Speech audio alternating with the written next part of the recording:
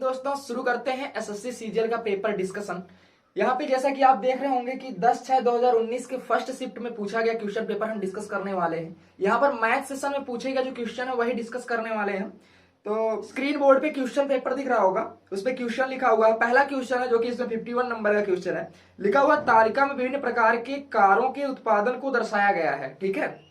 और इसमें एक तालिका दी हुई है, उसमें प्रश्न पूछा गया कि 5 वर्षों के दौरान टाइप ए कारों का औसत उत्पादन 5 वर्षों के दौरान टाइप सी कारों के कुल उत्पादन का कितने प्रतिशत है। तो दिखा गया है 5 वर्षों के दौरान टाइप ए के कारों का उत्पादन।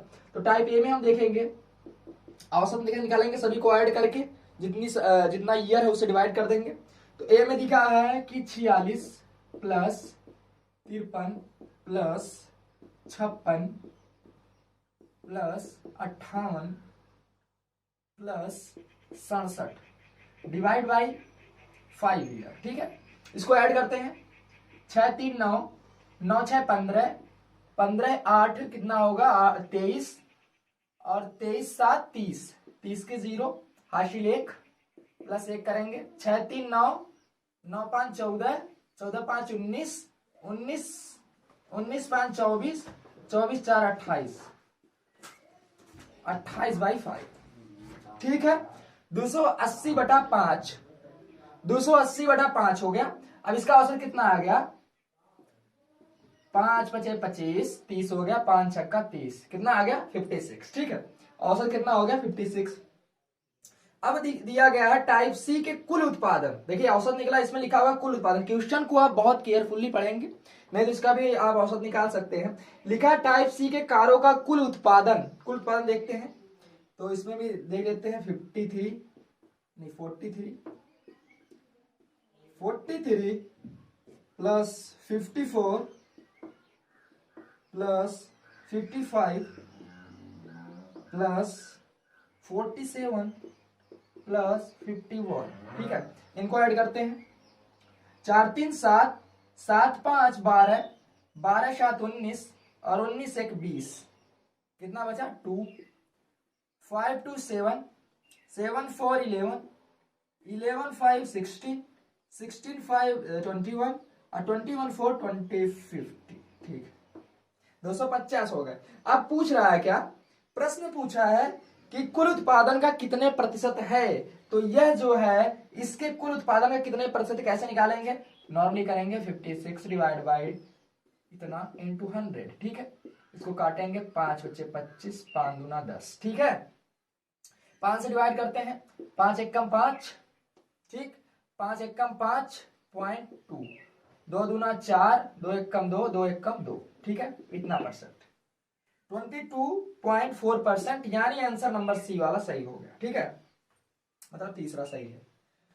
अब इसके बाद देखते हैं दूसरा। समझ में आया होगा आपको कैसे हल किया गया। अब इसको दूसरा देखिए क्वेश्चन पेपर में आपको ये सब करने की जरूरत नहीं, जो भी इसमें लिखा आप डायरेक्टली ऐड करके डिवाइड करके औसत लिखोगे, ठीक है। फिर उसको ऐड करके उसका परसेंटेज निकालोगे। बहुत ज्यादा रेयर टाइम लगने वाला है, 20 सेकेंड 25 to 20 सेकेंड, ठीक है, ज्यादा नहीं लगने वाला। अब देखते हैं अगला।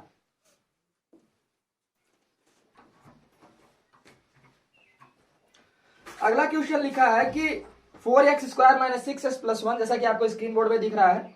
लिखा हुआ है 4x² - 6x + 1 = 0। Then find out value निकालना है 8x³ प्लस। देखिए अगर आप घातांक का क्वेश्चन नहीं देखे हैं, कंसेप्ट एक बार 4M प्लेंट पे जाके देख सकते हैं, ठीक है। लिखा हुआ है 1/8x³।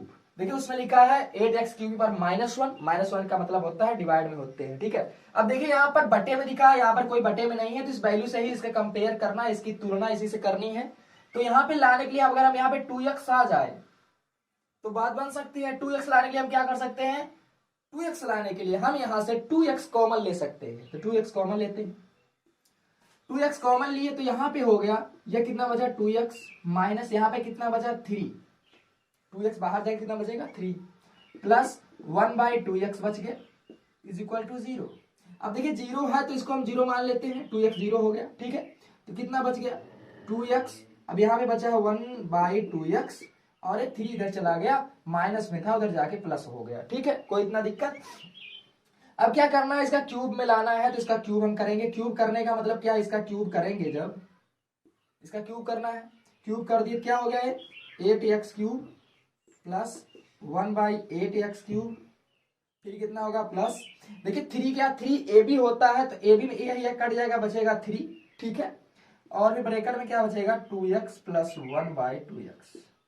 अंडरस्टैंड, कितना बचेगा, इज इक्वल टू 3 की पावर 3 करेंगे 27। अंडरस्टैंड, कोई दिक्कत इसमें, कोई दिक्कत नहीं। अब इसकी वैल्यू कितनी थी, इसकी वैल्यू थी 3, इसकी वैल्यू कितनी थी 3, यहां पे हम लिख सकते हैं 3 3 का 9, और 9 किधर भेजेंगे 27 माइनस 9, इसी की वैल्यू निकालनी थी। तो 27 माइनस 9 कितना हो जाएगा, 27 माइनस 9 मतलब 27 माइनस 9 कितना हो जाएगा 18।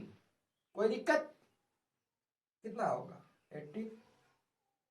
अंडरस्टैंड, तो इस तरीके से इसका आंसर जो सही है 4, आंसर नंबर 4। ठीक है, तो मैं भी यह भी आपको समझ में आया होगा, दूसरा नंबर ये था। अब तीसरा देखते हैं इसके बाद। देखिए वही तालिका दी हुई है, इसमें पूछा 2012 में टाइप सी तथा टाइप डी कारों के कुल उत्पादन का 2014 में टाइप ए तथा 2015 में टाइप ई के कुल उत्पादन में कितना अनुपात निकालना। तो पहले देखते हैं 2012 में टाइप सी में 2012 में हम देखते हैं तो 43 आता है, कुल उत्पादन कितना 43,000। फिर क्या कह रहा है टाइप डी, 2012 में टाइप डी का है 2012 में 65। ठीक है, टाइप डी का 2012 में 47 कितना है 47, टाइप डी का 2012 में 47। ठीक है, और उसके बाद है 2014 में टाइप ए, 2014 में टाइप ए कितना 56 है, अनुपात निकालना इसलिए बटे में लिखे हैं। ठीक है, प्लस उसके बाद क्या है टाइप ई का 2015 में, टाइप ई का 2015 में 64, कितना हो गया 7 3 10 और 4 4 8, 8 1 9 डिवाइड बाई 6 4 10 5 6 11 1 12, 3 3 9 3 4 12, कितना आ गया 3:4। ठीक है, तो आंसर कौन सा है इसका, पहला वाला सही। ठीक है, इसके बाद देखते हैं चौथा, समझ में आया होगा। इसके बाद देखते हैं चौथा, इसमें लिखा गया है कि 12 संख्याओं का औसत 55.5 है। कितने संख्याओं का, तो हम क्या देखिए औसत लिखा है, प्रश्न पढ़ते 12 संख्याओं का औसत 55.5 है, पहली 4 संख्याओं का औसत 53.4 है, अगली 4 संख्याओं का औसत 54.6 है, 10वीं संख्या 9वीं संख्या से 3 अधिक है, लेकिन 11वीं और 12वीं संख्या से क्रमशः 2 और 3 कम है। 10वीं और 12वीं संख्या का औसत क्या होगा, तो इसमें हमें क्या पर निकालते हैं, योग निकाल लेते हैं। तो 12 संख्याओं का औसत दिया है, तो योग कितना होगा, योग कितना होगा, जो नीचे होता है डिवाइड में औसत का, उससे मल्टीप्लाई कर देंगे औसत में जितनी संख्याएं हैं, तो 55.5 गुणे 12 का मल्टीप्लाई करेंगे कितना, 12 25 60, 12 25 60 6 66, 12 25 60 और 6 66, इतना आ गया। ठीक है, उसके बाद क्या नेक्स्ट दिया, अगली 4 संख्याओं का 53.4, 53.4 4 संख्याओं का है, 4 चौका 16, 4 3 12 1 13 है, और 4 पंजे 20 1 21। ठीक है, उसके बाद फिर अगली 4 संख्याओं का कितना है, आपको क्वेश्चन पेपर में दिख रहा होगा, अगली 4 संख्याओं का है 54.6, अगली 4 संख्याओं का 6 चौको 24, 4 चौका 16 है, 2 18 है, और 4 पंजे 20 और 1 21। ठीक है, इतना समझ में आया। अब हम निकालते हैं, देखिए कितना हो गया, 12 थी 4 4 8 संख्याओं का तो औसत निकल गया, बची 4 संख्याएं, लास्ट में 4 संख्याएं बची हैं, तो उनका योग निकालते हैं कितना आता है। तो इसके लिए क्या करेंगे, इतना योग जो है इसमें से अगर माइनस कर देंगे तो बचे हुए जो 4 संख्याओं का योग है आ जाएगा। ठीक है, आ जाएगा, तो कर देते हैं, इसका योग करो कितना होगा, 6 4 10 हासिल 1, 8 3 11, 11 1 12 हासिल 1, 1 1 2 1 3 और 2 2 4, 432 आ गया। अब इस 432 को इसमें से माइनस कर देते हैं, कितना आएगा, 6 में से 2 गया 4, 6 में से 3 गया 3 और 6 में से 4 गया 2, 234 आ गया। ठीक है, अब देखते हैं, कह रहा है कि जो इसमें 10वीं संख्या 9वीं संख्या से 3 अधिक है, अगर 9वीं संख्या x है तो 10वीं संख्या कितनी हो जाएगी, x + 3 हो जाएगी, 3 अधिक है। ठीक है, लेकिन 11वीं संख्या 12वीं संख्या से 12वीं संख्या क्रमशः 10वीं संख्या से दूसरी 2 और 3 कम है। तो 11वीं संख्या अगर 10वीं संख्या से 2 कम है, मतलब 11वीं संख्या अगर ऐड करें तो 11वीं संख्या इस संख्या से 2 अधिक है, मतलब 3 में 2 जोड़ दे कितना हो जाएगा 5। और 12वीं संख्या 3 अधिक है तो 3 3 6 अब इन चारों को जोड़ दिए आप, कितना आना चाहिए, इतना आना चाहिए 234, इतना आना चाहिए। ठीक है, अब इसको हम देखते हैं कितनी 1 2 3 4 4 1 हो गया प्लस 5 3 8 8 6 14, मतलब 14 इसमें से माइनस कर देंगे तो कितना आएगा, अगर इसमें से -14 आप किए, 4 में से 4 गया 0, 3 में से 1 गया 2, ठीक है, कितना 220 आ गया। तो 4 1 कम 4, 4 पंजे 20, 4 पंजे 20, x का मान कितना आ गया 55, मतलब 9वीं संख्या 55। लेकिन हमें निकालना क्या है, हमें निकालना है 11वीं और 12वीं संख्या का औसत क्या होगा। तो 11वीं संख्या कौन है, नहीं नहीं, हमें निकालना 10वीं और 12वीं संख्या। 10वीं संख्या ए है, 12वीं संख्या ए है। तो इसका हो गया 55 प्लस 3, 55 3 कितना होता है 58 धन 55 प्लस 6 कितना होगा 61, इसका औसत निकालेंगे कितना हो जाएगा 8 1 9 6 5 11 बटे 2, 2 से काट देंगे, 2 25 10 हो गया, यहाँ 1 बचा 19, 2 9 18 हो गया, यहाँ 1 बचा 2 25 10 हो गया, इतने प्रतिशत। ठीक है, क्या निकालना, इतना औसत आ गया, प्रतिशत नहीं औसत निकालना। तो इस तरीके से यह हो गया। ठीक है, अब अगला देखते हैं, समझ में आया होगा, मैं भी ये आपको समझ में आ चुका होगा। अब अगला क्वेश्चन देखते हैं हम भी।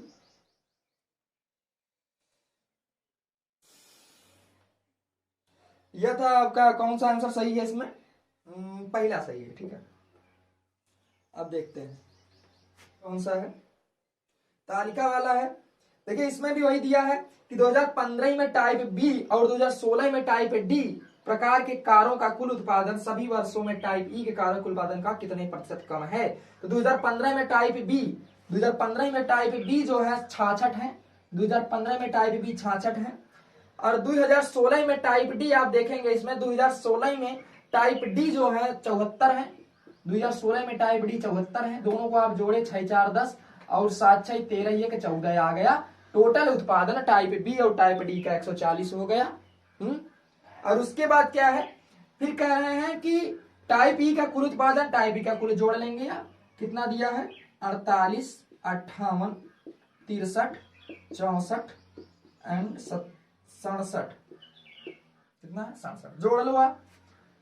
8 8 16, 16 3 19, 19 4 23, 23 7 30, हासिल 3, 3 जोड़ दो, 6 3 9, 9 6 15, 15 6 21, 21 5 26, 26 4 30, 300 आ गया। अब इस 300 का कितने प्रतिशत कम है, अगर पूछता कितने प्रतिशत है तो कितने प्रतिशत कम पूछा गया। यहाँ पे कितने प्रतिशत हम डायरेक्ट निकाल सकते, कम है तो इससे हम इसको माइनस करेंगे पहले, कितना आएगा 0, 10 में से 6 गया, 10 में 4 गया 6, और यहाँ 2 में से 1 गया 1, मतलब 160 का हमें परसेंटेज निकालना है। तो 0 से 0 कट गया, कितना आ गया 3 5 15 है, यहाँ पे 1 बचा 10 हो गया, 3 3 का 9 और 1/3, 53 सही 1/3% आ गया। तो आपका आंसर कौन सा सही हो गया, दूसरा वाला सही हो गया। ठीक है, अब हम अगला देखते हैं। अगला क्वेश्चन आपको स्क्रीन बोर्ड पे दिख रहा होगा क्वेश्चन। ठीक है, स्क्रीन बोर्ड पे क्वेश्चन है, तो इसमें हम देखते हैं अगला क्वेश्चन। इसमें कहा है कि देखिए अब निकालना है कि एक ट्रेन ए की गति ट्रेन बी की गति से 25 किलोमीटर प्रति घंटा ज्यादा है। देखिए जो ट्रेन ए की गति है ट्रेन बी की गति से 25 किलोमीटर प्रति घंटा ज्यादा है, यह कह रहा है। ट्रेन बी द्वारा 250 किलोमीटर की दूरी तय करने पर, 250 किलोमीटर की दूरी ट्रेन बी अगर तय करती है तो जो समय लगेगा, देखिए जो समय लगेगा, दूरी बटे चाल समय होता है, जो समय लगेगा वह ए को 300 किलोमीटर दूरी तय करने से 4 घंटे कम लगते हैं। मतलब 4 घंटे कम लगते हैं, कितना, जब 300 किलोमीटर की दूरी ए तय करेगा, जो समय लग रहा ये है। देखिए अगर हम इसको करते हैं, इसका वैल्यू फिट करके, तो ये द्विघात समीकरण बनने वाला है। मतलब जो है यह द्विघात समीकरण बनेगा यहाँ पे, तो इसका मतलब बहुत बड़ा हल होने वाला है। तो हम इसको ऑप्शन से करते हैं। अब ऑप्शन से करने का मतलब क्या है, पहला ऑप्शन दिया 65 लिया है। ठीक है, तो अगर हम बी की, अगर ए की चाल 65 है, ए अगर 65 है तो बी कितना हो जाएगा इसमें से 25 माइनस करना है, b कितना हो जाएगा 40 हो जाएगा ना। तो 65 से अगर हम इसको डिवाइड करते हैं, 6 चौक को 24, मतलब अधिकतम जाता है 6 चौक को 24, और ये 4 से कटेगा तो 4 सतह 28, और 4 में से 4 जाएगा तो नहीं आएगा, मतलब यह वैल्यू ही नहीं आ रही, मतलब यह नहीं आने वाला। ठीक है, ये नहीं आएगा। अब देखते हैं सेकंड वाला देखते हैं। जब दूसरे में लिखा है 50, अगर एक ही चाल 50 है, अगर एक ही गति 50 है, तो देखते हैं क्या होता है। तो बी की गति कितना हो जाएगा 25 हो जाएगा, तो 250/25 माइनस 4 कितना आना चाहिए 300/50, इतना आना चाहिए। 0 से 0 कट गया, कितना आ गया 6 आ गया, कितना आ गया 6 आ गया। 25 दहा में, ठीक है, 250 माइनस 4 कितना आ गया 6 आ गया। मतलब यह वाला ऑप्शन सही है, मतलब इसका आंसर क्या हो जाएगा, दूसरा वाला 50 सही हो जाएगा। ठीक है, तो आपने ऑप्शन से कर दिया इसे। अभी आप इसका द्विघात समीकरण बनाते बहुत लंबा लगने वाला था, तो इतना कंपटीशन में टाइम तो है नहीं, है ना। देखिए यहाँ पे समय लग रहा है आपको समझाने में, लेकिन जब आप क्वेश्चन पेपर करोगे तो वहां पे इतना लिखने की भी जरूरत नहीं पड़ेगी। ये पी क्यू की भुजा पी क्यू को बिंदु आर पर प्रतिच्छेद करता है। एक देखिए वृत्त है और एक त्रिभुज है, एक त्रिभुज मान लो ए रहा, ठीक है, एक त्रिभुज है, इसको आर पर प्रतिच्छेद करता है। ठीक है, ए पी क्यू है, ए पी क्यू है। ठीक है, अब कहे हैं कि एपी और एक्यू को बढ़ाने पर जो एपी है इसको बढ़ा दिया गया, ऐसे मान लो बढ़ा दिया गया, टच करके निकला, इसको ऐसे बढ़ा दिया गया। बढ़ाने पर बी और सी पर स्पर्श करता है, तो त्रिभुज एपी क्यू का परिमाप 30 सेंटीमीटर है। इन सबको आप मांगोगे, परिमाप कितना है 30 सेंटीमीटर दिया गया है, परिमाप 30 सेंटीमीटर है। तो आपको इसमें क्या समझ में आ रहा है, देखिए स्पर्श रेखाएं जो होती हैं बराबर होती हैं, ये आपको पता है। कहने का मतलब जो ये बी है, यह ए बी है, जो यह ए सी के बराबर होगा, यह बात आप कह सकते हो कि यहां से यहां तक बराबर होगा। ठीक है, और आप यह भी कह सकते हो कि जो यह बीपी है यह पी आर के बराबर होगा, बीपी है यह पी आर के बराबर होगा। देखिए स्पर्श रेखाएं बराबर होती हैं, आपको एक कंसेप्ट पता होगा, और यह भी बराबर होगा जी, होगा ना। तो आप क्या कह सकते हो कि आप इसको जोड़े और इसको जोड़े और साथ में इनको जोड़ दिए तो आपका 30 आ गया। आपका कितना आ गया 30 आ गया। तो कहने का मतलब मैं कह दूं कि आपने इसको जोड़ा, आपने इसको जोड़ा, 30 आ गया। भाई जब इतना इतने के बराबर है और इतना इतने के बराबर, तो आप सीधे कहो या फिर ऐसे कहो बात बराबर है। तो आप क्या कह सकते हो कि आपने ए बी को जोड़ा, यहां से यहां तक आपने ए सी को जोड़ा, जाके 30 आ गया। परिमाप मतलब क्या होता है, चारों तरफ की माप, 30 आ गया। तो हमने कहा कि ए बी धन ए सी बराबर 30, देन ए बी और ए सी बराबर है, तो आप कह सकते हो 2ab बराबर हो गया 30, देन ए बी बराबर हो गया 15 दूना 30, ए बी बराबर 15। तो क्या निकालना था, ए बी ही निकालना था। तो आपका ऑप्शन सी मतलब तीसरा वाला सही हो गया। ठीक है, समझ में आया। अगला देखते हैं।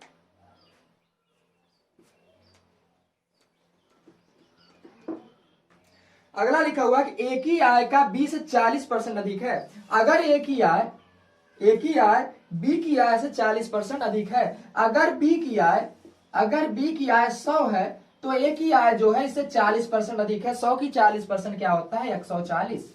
100 मतलब एक ही आय कितना हो गया 140 हो गया। फिर कह रहे हैं एक ही आय में 25% वृद्धि होती है। इसका 25% बोले तो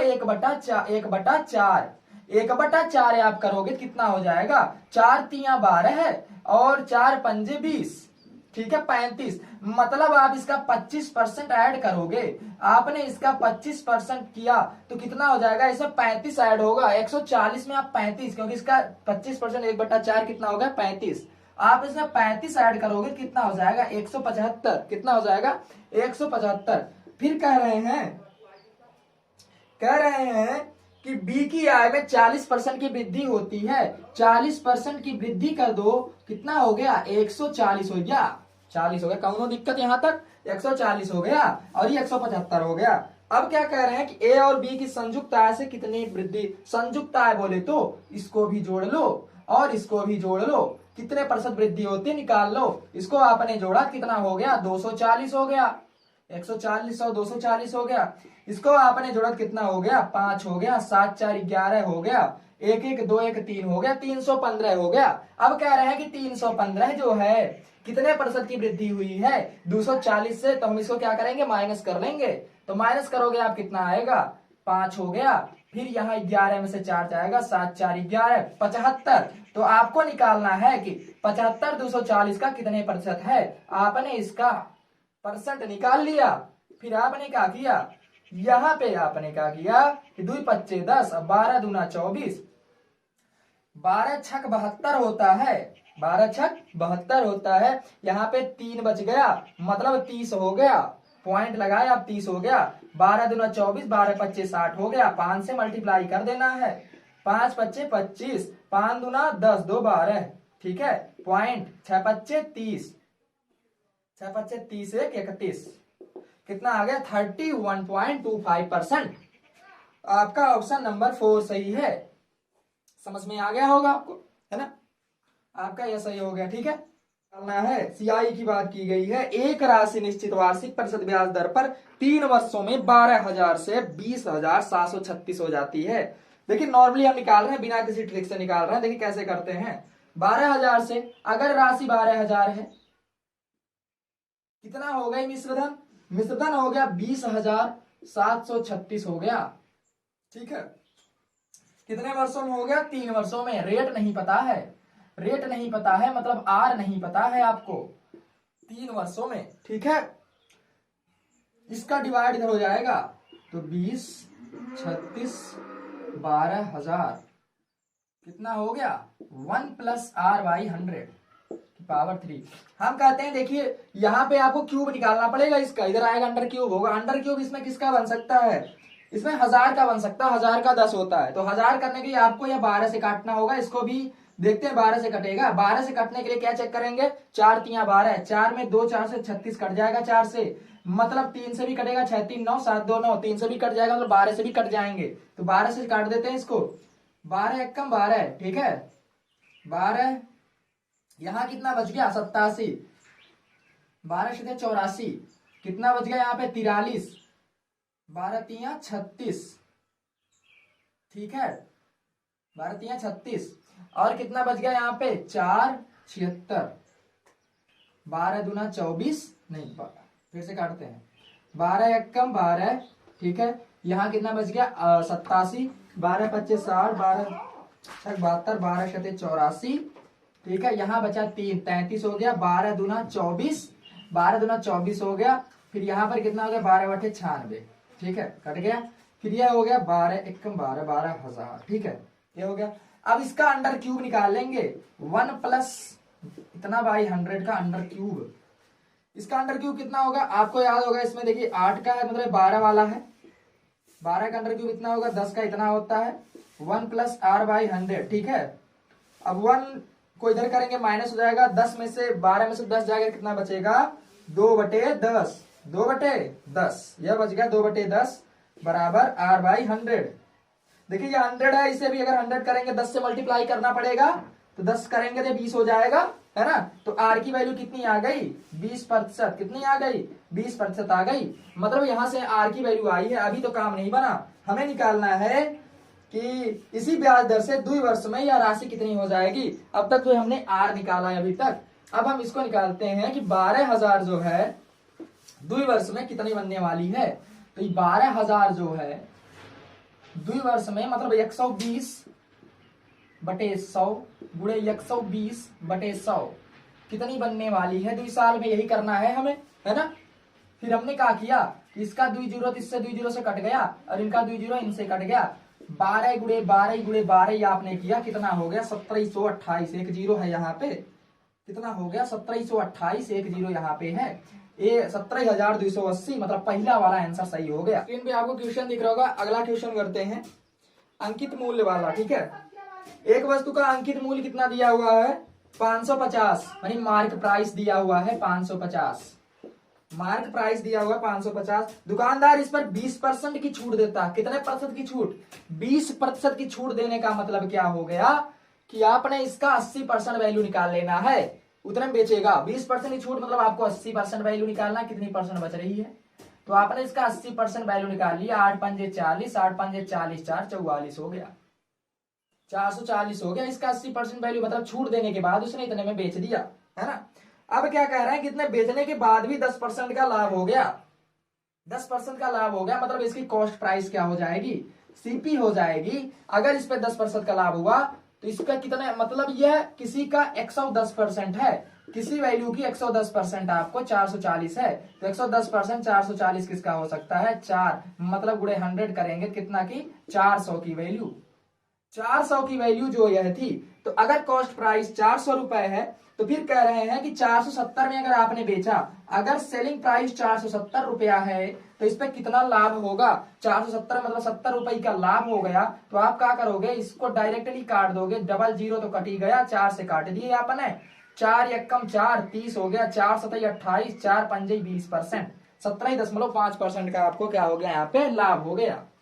ठीक है, ये सीपी वाला। तो अब अगला क्वेश्चन देखते हैं। यहां पे लिखा हुआ है वैल्यू, देखे आपको लिख रहा होगा सब एक दिखा, सिंप्लीफिकेशन का क्वेश्चन है। 3/4, 3 दूना 6, 6 दूना 8 बटे 3, 3 दूना 6 दू 8, ठीक है। भागे है 5/9, ऑफ है 5 एकम 5, एक 6/5, ठीक है। धन है 2/23, इंटू है 6 3 18, 18 और 5 कितना होता है 23, 23/6, भाग है 2/7, ऑफ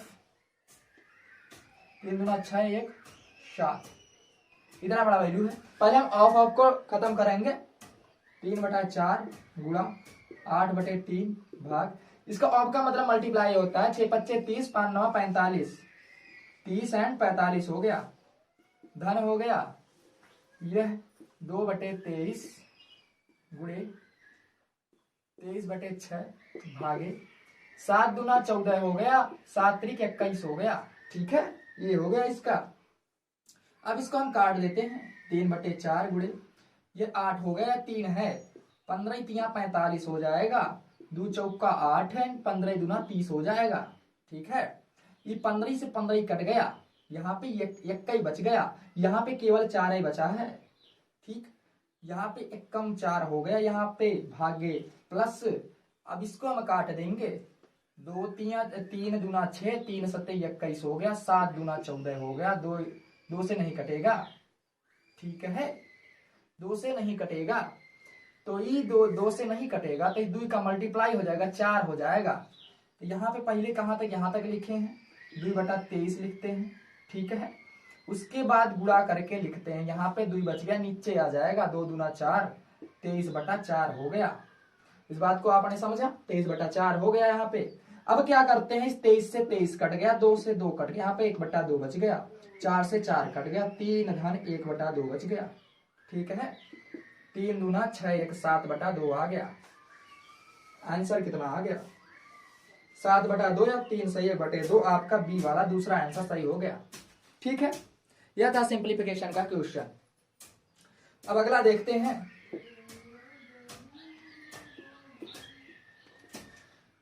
आपको बेसिकली समझ में आ रहा होगा, अगर समझ में नहीं आता, किसी भी देखिए कोई कंसेप्ट या ट्रिक नहीं समझ में आ रहा कैसे हो रहा है, तो आप कमेंट बॉक्स में कमेंट कर सकते हैं, उसके लिए एक कंसेप्ट वीडियो बना दिया जाएगा पर्सनली उस टॉपिक के लिए, ठीक है। इसलिए आपको इस क्वेश्चन पेपर कराया जा रहा है प्रीवियस ईयर, इसमें जो भी दिक्कत हो रही है आप उसको टिक करिए, अपने प्रॉब्लम को, क्या प्रॉब्लम हो रही है, calculation problem, theoretical problem, concept problem, जो भी हो रही है आप उसको टिक करिए। तो अगला देखते हैं, इसमें लिखा गया त्रिभुज एबीसी में 20 समकोण है, एक समकोण त्रिभुज है, यहाँ पे बी है 90 डिग्री, ए है, सी है, ठीक है।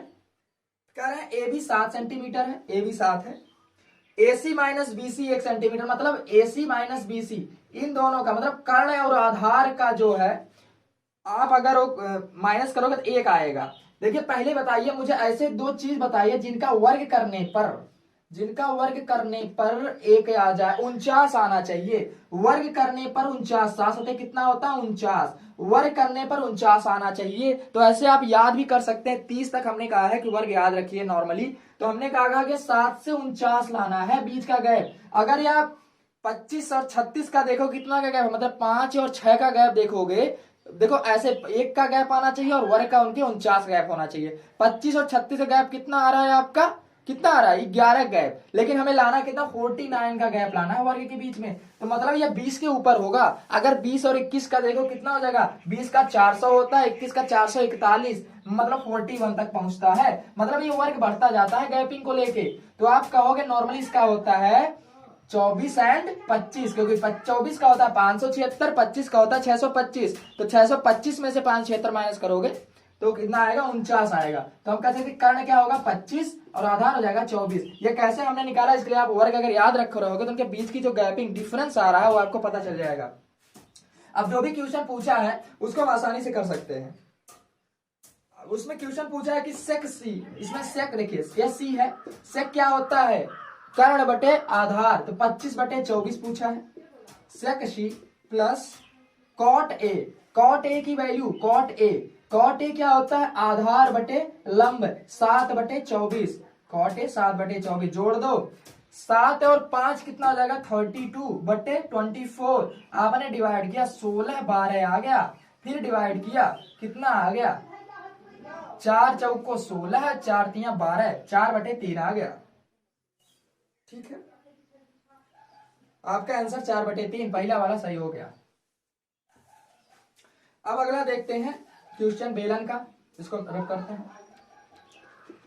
बेलन का क्वेश्चन है, कह रहा है एक बेलन का वक्रपृष्ठीय क्षेत्रफल और आयतन क्रम से। देखिए बेलन का वक्रपृष्ठ क्या होता है 2 पाई आर एच, ये सब आप याद रखिए। बेलन का वक्रपृष्ठ और इसका वक्रपृष्ठ कितना दिया हुआ है, बेलन का वक्रपृष्ठ और आयतन, वक्रपृष्ठ 264 दिया हुआ है, 264 दिया हुआ। मतलब अगर r इंटू एच निकालोगे आप, निकालना क्या है इसमें त्रिज्या और ऊंचाई का अनुपात निकालना, ठीक है।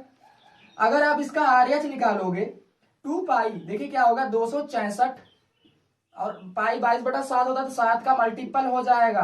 तो ऊपर वाला 7 का मल्टीपल, नीचे 2 गुणे 22, ठीक है 2 गुणे 22 है, यह हो जाएगा आर और एच। देखिए हमें आर और एच की वैल्यू निकालनी है, मतलब क्या करना हमें आर का मल्टीपल होगा, ठीक है आर का मल्टीपल होना चाहिए। क्वेश्चन में आर का मल्टीपल 7 होना चाहिए। अब ये कट जाएगा इससे, है ना।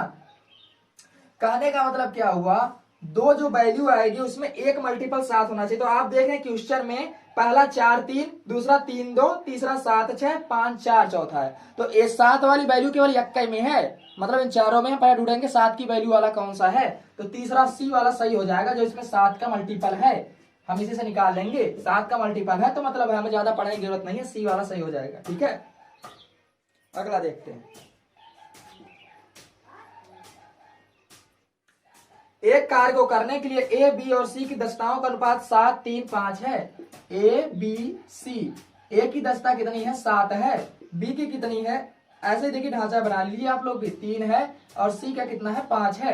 यह दक्षता हुआ है, एफिशिएंसी है। इनका टोटल वर्क कैसे निकलेगा, कैसे निकलेगा, यह एक दिन में कितना काम करते हैं कैसे पता चलेगा, इनको जोड़ के कह रहे हैं कि 21 दिन तक यह काम करते हैं एक साथ, मतलब 21 दिन तक एक काम को खत्म कर सकते हैं। तो 21 दिन में कितना काम करेंगे, एक दिन में 7 3 10 5 15 ही काम करेंगे। तो 21 दिन में या 15 से गुणा कर दोगे कितना हो जाएगा, 15 1 कम 15, 15 दूना 30 है ना, 15 1 कम 15, 15 दूना 30 और 30 1 31, मतलब 315 ही काम ये लोग मिलके कर सकते हैं।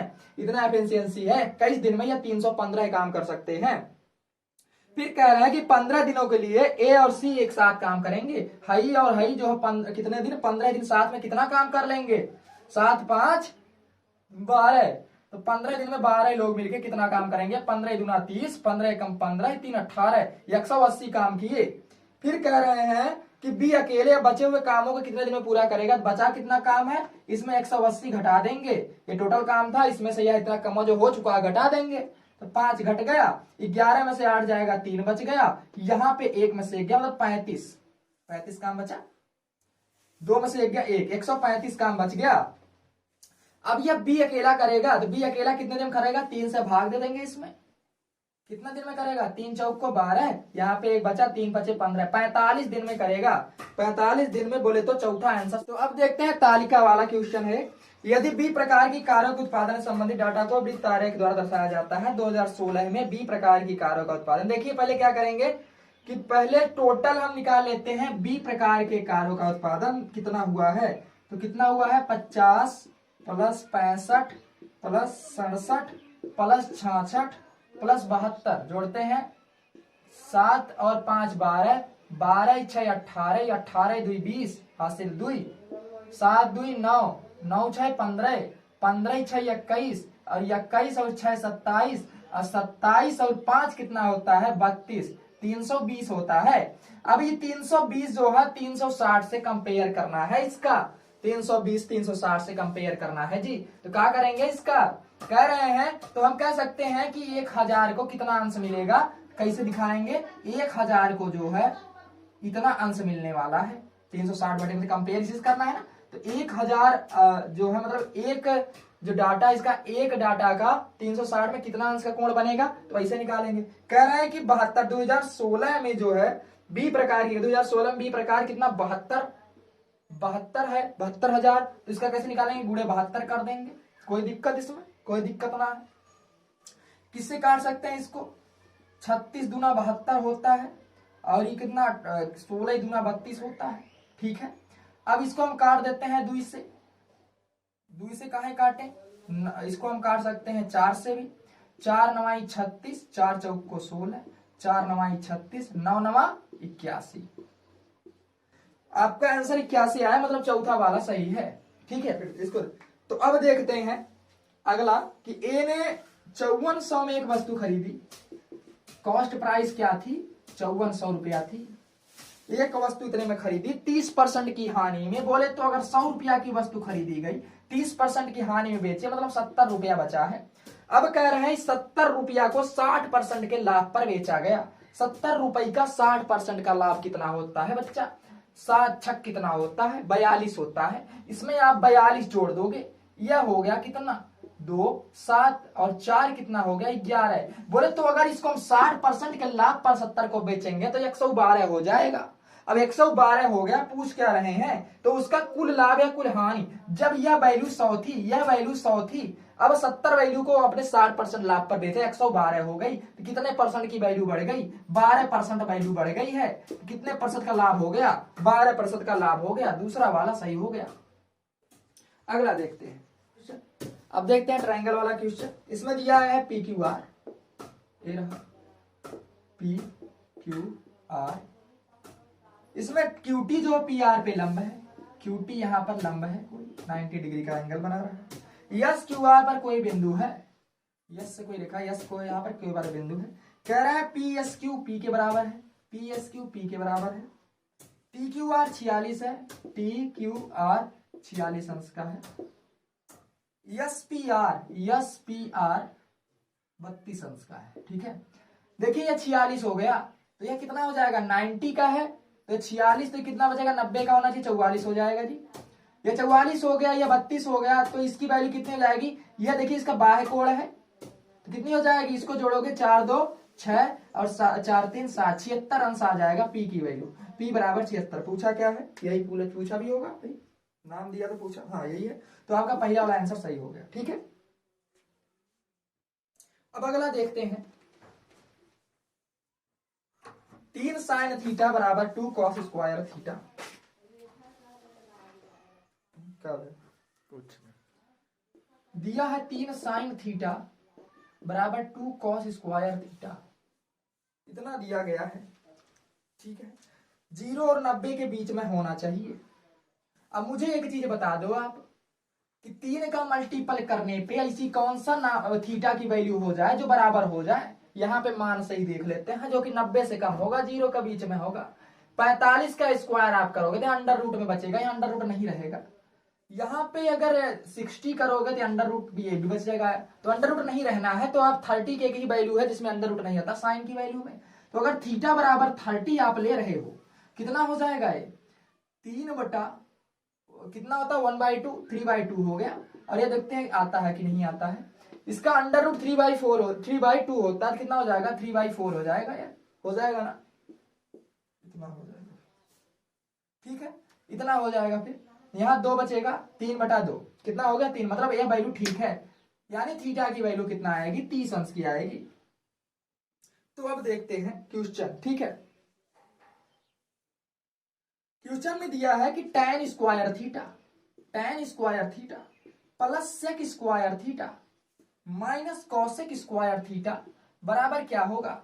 अब मुझे बताइए tan स्क्वायर थीटा बोले तो tan थीटा की वैल्यू 1/√3 होती है, इसका स्क्वायर करना है, प्लस सेक स्क्वायर थीटा, सेक 30 की वैल्यू कितना होता है, सेक बोले तो 2/√3 का स्क्वायर, माइनस कौशिक मतलब साइन की वैल्यू 2 का स्क्वायर। ठीक है, अब ये कितना हो गया 1/3 प्लस 2 दूना 4/3, अब माइनस 4, 4 1 5/3 माइनस 4, कितना हो गया ये 4 3 12, अब 12 में से 5 जाएगा तो -7/3, आपका -7/3 आंसर हो गया। ठीक है, इस तरीके से यह वैल्यू आ गई। तो कौन सा सही है, दूसरा वाला सही है। अब अगला वैल्यू करते हैं, 69 नंबर क्वेश्चन है। क्वेश्चन पेपर में आप देख रहे होंगे, सारा क्वेश्चन आपको दिख रहा होगा। यह अगला क्वेश्चन है, 69 नंबर है क्वेश्चन। दिया tan थीटा धन साइन थीटा बटे tan थीटा रे साइन थीटा। क्वेश्चन देखते ही आप इसको आंसर कर सकते हो। ऐसी चीज है क्या आपको दिख रही है जो हमें दिख रही है, इसमें आप देख रहे हो tan थीटा बराबर के डायरेक्टली कहा गया है, साइन थीटा बराबर 1 है। अब मुझे बताइए साइन थीटा की वैल्यू कब 1 होती है, साइन 90 की वैल्यू 1 होती है, मतलब tan थीटा की वैल्यू 90 आ गई जी, आ गई। अब मुझे बताइए tan 90 की वैल्यू कितनी होती है, tan 90 की वैल्यू अपरिभाषित होती है। अब मुझे बताइए कि इस दिए हुए ऑप्शन में किसके 90 की वैल्यू अपरिभाषित होती है, साइन 90 की वैल्यू 1 होती है, नहीं होगा, पहला आंसर गलत हो गया। cos 90 की वैल्यू कितनी होती है, 0 होती है, यह भी नहीं होगा। sec 90 मतलब 0 का अगर करोगे तो कितना होगा अपरिभाषित, तो इस sec की वैल्यू अपरिभाषित होती है, मतलब यह सही हो जाएगा। आंसर बराबर तीसरा।